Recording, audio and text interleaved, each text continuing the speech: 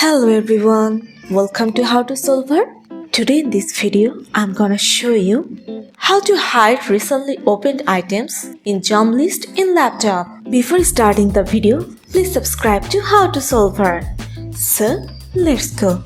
For this, you have to open your settings. Now go to personalization. Now scroll down and click on Start. Here you can see show recommendations for tips, shortcuts, new apps and more. You have to turn off this button. So this is how you can hide recently opened items in jump list in laptop. So guys, that's it. You can do this. I think this video is very helpful to you. If it was, then give a thumbs up and hit the subscribe button. And thanks for watching.